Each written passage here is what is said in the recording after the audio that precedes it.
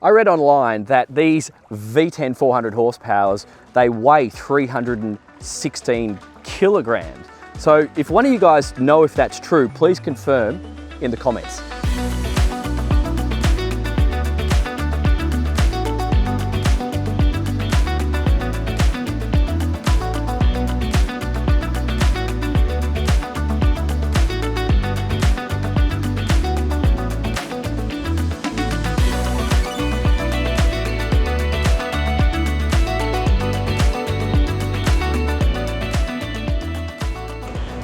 So guys, if that number is correct, I believe we're reaching a bit of a sweet spot in terms of modern engine availability, the power to weight ratio, and their suitability towards modern go-fast adventure style hull profiles like what we're on today. So the plan today is to, we're going to hunt for a little bit of swell as much as we possibly can find. I'm going to take the boat on a number of different angles through those waves. We're going to run the boat in a comfortable motion. I'll talk about my fuel flow, my revs, and our speed. Then I'm going to find some flatter water, somewhat inshore, and we'll wind the boat up to a full speed, and then hopefully you can get an understanding as to what a hull like this will do for you, and whether you are having that aluminium versus GRP fiberglass is what I mean, conversation with yourself, because there are some differences as we pointed out in the walkthrough before. Accelerating through 15, 16 knots. Now we are in the exposed water. I've got Lenco trim tabs.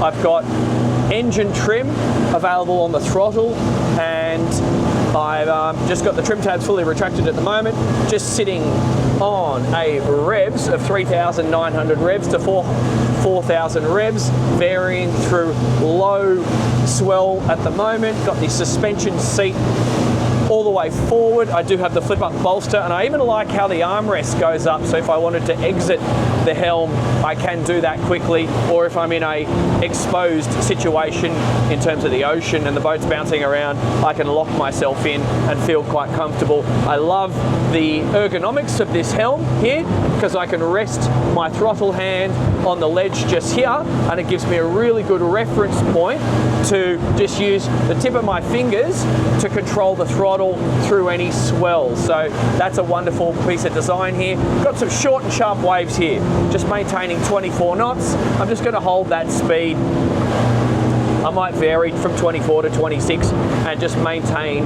this angle. We've got sort of east to southeast swells at a relatively short wave period coming through the heads right now. Really nothing to speak of in terms of wind. We had westerly before, which has dissipated, and now it's turned into a very light east southeasterly 5 to 8 knots of breeze. Alrighty, so let's just carry on. Now I'm just going to sit on the 25 knots. I can see a ray glass, looks like he's going to cross my bow. I better show him my intentions so he doesn't think I'm going to get in his way. There we go. And through some waves. Okay, observations. Aluminium.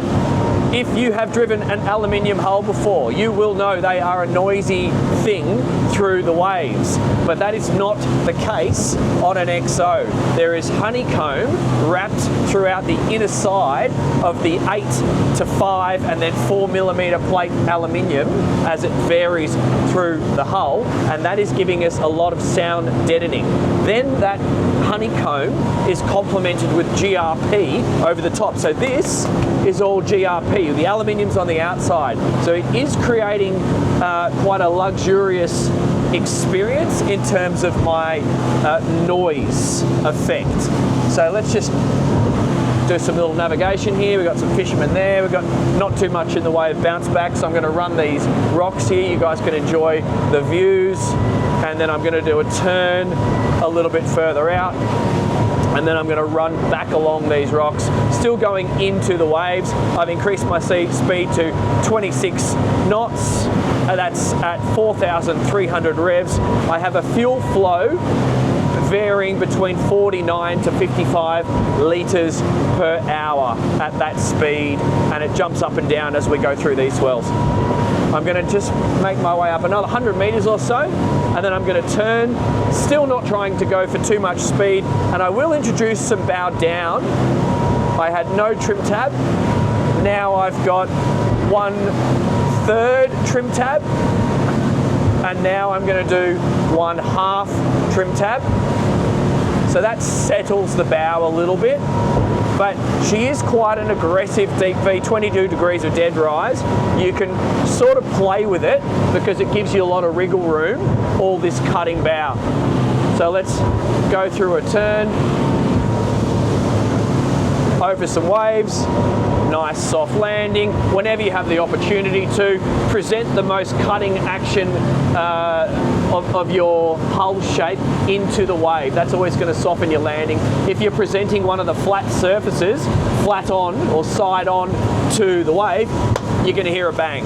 So that's whenever you see it, if you can avoid it, just drive the boat in such a manner that you can present the pointy bit into the mass of the water, and it'll work for you. All right, let's increase our revs a little bit. No necessity, in my opinion, at this point in time to stand up. This is bumpy water, lumpy, I guess we could call it, and this seat is very, very comfortable. I enjoy having the protection of the wind from this windscreen. The wind does not start until here.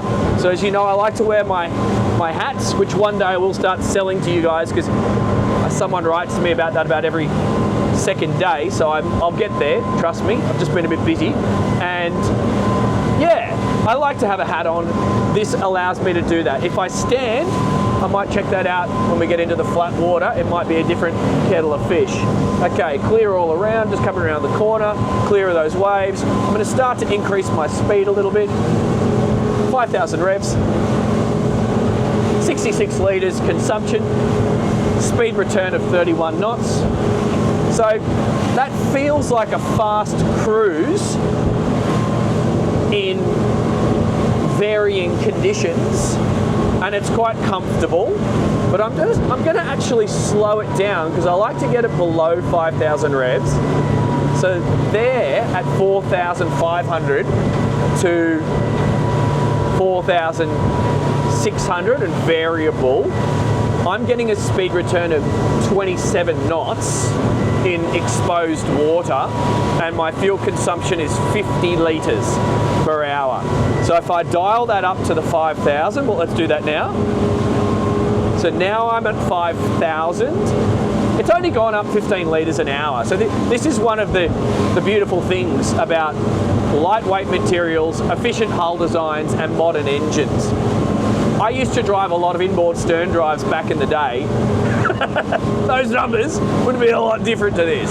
You know, I might as well be an environmentalist, burning 65 litres an hour. It's fantastic. But what I'm saying is, at the 27, 28 knots, when I see my consumption now actually dropping below 50 litres an hour, as we enter slightly more protected waters, that's kind of interesting. So I'm going to start picking my line in a second. I've got some ferry traffic. I'm going to head this direction, and I'm going to go behind that ferry so he can see my intentions are clear. I don't want to annoy the boys on the job, on the tools. All right, I'm going to go into his waves. Now we're going to start to pick up some speed, 5,100 revs. I'm just going to hit this wash at full speed, a little bit of trim tab down. Let's just see how the boat behaves. And a 3, 2, 1. Nice suspension.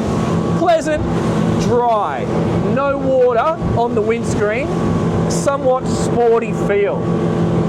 And as you note, I didn't even have my hand on the steering wheel because this thing, with the 22 degrees of dead rise and this cutting bow, she kind of tracks. So I felt confident that she was going to keep going in the direction that I was pointing her.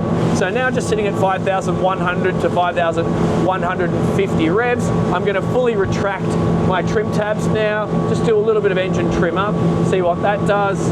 I got 75 litres consumption, 32 knots, 32.5 SOG, that means speed over ground. I'm just going to come in here and I'm going to hook the boat around, and then we're going to do wide open throttle and go downwind, because that's going to match what I was able to do with the drone. It's technically not downwind now because the wind's changed, but it was before, and that allowed my drone to almost keep up with the boat. Okay, clear all around, clear of the reef. Got one boat underway up ahead. I'm going to turn before him. Kayaker, no one around me. So, coming in at 32 knots, waves, engine trimmed down, turning hard to the right. Increase power. See, this feels good. That holds you in place. Nice. 30 knots. Okay. Holding my line, full speed. 5,700 revs. 5,800 revs. Getting a little bit bouncy here. I'm getting a speed return of 40 knots. I feel like maybe I want to introduce a little bit. Woo! Hey! That was fun. Okay. I thought I was going to need to do a little bit of trim tab down through that, but we landed quite nicely. I'm just showing my intentions for a ferry. I'm holding that speed. 40 knots seems to be the wide open throttle. I got 6,000 revs. Yeehaw! This is good. This is good. Okay, 41 knots in not totally flat water. And now I've got to come off the pace because I'm running out of room.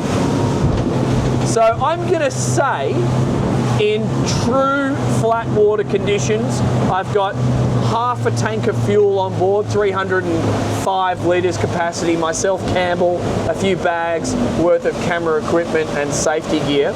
She's probably 42 knots, wide open throttle. I didn't actually pay attention to the fuel flow because I had a few other things on my mind there, so hopefully that camera picked it up. It's just here if you are looking at the fuel flow. But that seems to be our top speed, and our cruising range in terms of comfortable range seems to be in that 27 to low 30s if we want to keep the fuel flow to a sensible number. I do really like this seat. There's something about being able to sustain speed through waves and not need to stand up. Let's just have a quick look about and test the transition. So you have this little lever, you pull that out. Okay, so that does slide out quite easily. This is adjustable, but I think I'd want to slide my bum to the side and then flip it up. You can see this is the construction of the seat base just here. So you want to have a leg on either side, and then if you had a gut, you just have to do that so your belly can stay in, but you've got heaps of headroom. So if you're a big bloke, I don't think that's a problem, but you are going to lose your hat at speed, so you'll need to turn your hat around. Or, actually I was in Italy the other day, I found these like hats without brims. I don't know what you call them. It's like a beanie, but it's not a beanie, but it's a hat, and they look super cool, and maybe I should do some Dan's Boat Life branded ones of those. The Italians, they just do a good job with all this fancy clothing. Anyway, I'm getting distracted. So, would I feel the need to drive standing up? No. You can if you want. Maybe I think from a parking scenario, because it's slightly higher gunnels, that's where you're going to see some value and beaching the boat. So I think that's what we need to do now, because we did actually pull into the cafe just up there before because I felt like another coffee, and we nosed it in, and it was just such a delight to be able to rock up there and grab a coffee with minimal fuss. And so that's where so many of you are going to see value in something like this, and then combining it with your water sports, whether you're going to be putting skis or foiling boards or surfboards on board and having proper adventures, because coming in shallow with an aluminium hull requires less research, because if there is a hidden rock or if there is some hidden coral that you were not aware about and the tide starts to drop, you're less likely to put a hole in the bottom of the boat. So let's do that now. Keep watching. I'll cut straight to it. Okay guys, so we found a lovely beach. We're protected from the wind in this particular location. This is an area we know, but one of the points I was referring to, and I'll just repeat, with an aluminium hull, if you got a little bit more wriggle room, put it that way. If there are a couple of rocks or some coral or something that you weren't aware of, obviously check the location, try and do all research that you can, but an aluminium hull is maybe just going to let you or allow you to make a couple of mistakes without sticking a hole in the bottom, okay? So, because if the tide goes down and you've got a fiberglass hull and you start putting weight and point loading, you might put a hole into it. So really it's as simple as I don't even need to trim the engine up in this particular location where I am, so I'm just gonna have a bit of forward momentum, checking my motor, checking the depth, and I'll just let the boat slide up onto the sand. Beautiful. And then just pay attention to whether the tide is rising or lowering, because that's going to determine whether you need to be adjusting the boat's position relative to what the water is doing. In this particular location, the bow is nicely bedded in the sand, but from about this location where my hand is right now, the sand goes on quite a deep angle and we get into deep water straight away. So even if the water was dropping, I'm going to see the boat angle go like this, but I'm technically still floating and I'm in a position to get the boat back into the water. If you do this maneuver in a very slow slope or a shallow angle of the sand, so to speak, if the water was to run out, basically what we have there and there, you might be able to see that in the camera, if the water was to run out, you might be literally up high and dry. So do pay attention to what the seafloor is doing in your location if you want to do this, and then hopefully you won't get unstuck. So that's the boat, ladies and gents, and I think you really need to ask yourself, are you looking for something obviously rugged, cool, unique, different? That's up to you, but is aluminium going to provide the benefit that you're perhaps looking for? Some of you have reached out to me, even in the last few weeks, you're building mini super yachts and looking for rugged tenders, and this brand came up. So if you're that person or thinking along those lines of something that you can do this and worry less, if that's going to bring more pleasure to your boat life, then pay attention to the XO. Now, if you want to see the extra content where I discuss more detail, perhaps answer some questions that are like relevant for buyers, and if you want to talk to me, that's where we do it on the Patreon. That video is going to be on the Patreon, and that's where you can talk to me. So see you in there if that's your intention. Otherwise, if you want to compare it with another boat, I'm popping that up on the screen right now. Get up there, do your homework, subscribe, like, love you lots. See you the next time. See you guys. Definitely the V10 400s. I wouldn't go a 300 if it's available as an option. I wouldn't bother. I would definitely stick with the V10 400s and maybe a 450. You can go up to 450 with this hull, and I know a lot of you are going to be used to doing that plus 40 knots. She feels like she's really designed with this motor to sit in that 27 to 32 knot.